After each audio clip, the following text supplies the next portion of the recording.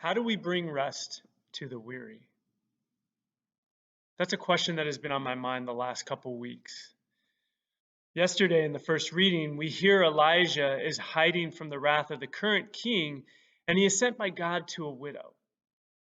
Once he meets her, he asks her to serve him water and bread.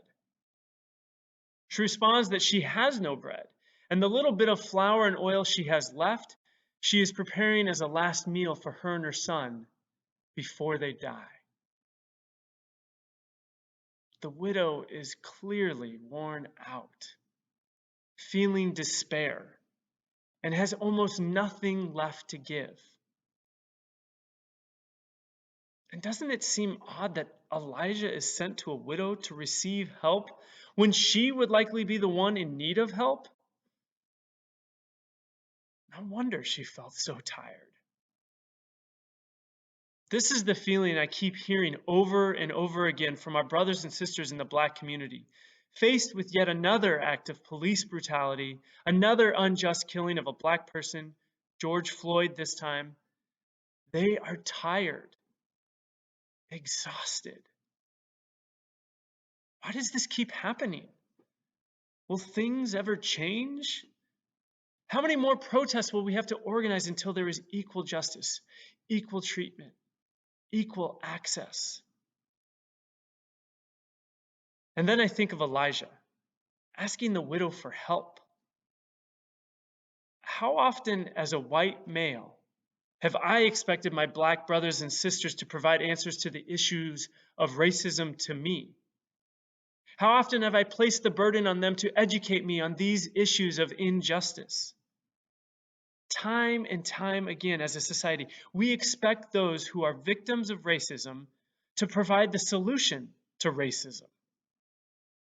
It's like Elijah going to a starving widow asking for food.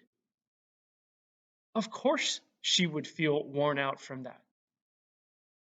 Of course, our brothers and sisters would feel worn out from having to provide answers to something that they are the victims of.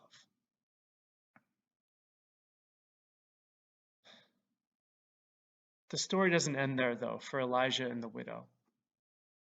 Maybe because of the despair Elijah sees on the widow's face, or simply divine providence, despite Elijah's burdensome request, Elijah seems to realize that he has the power and privilege with God to provide not only for himself, but also for the woman and her son.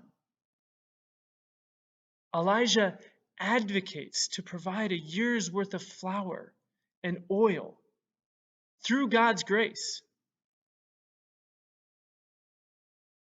bringing about new life, and I suspect great rest to the widow and her son.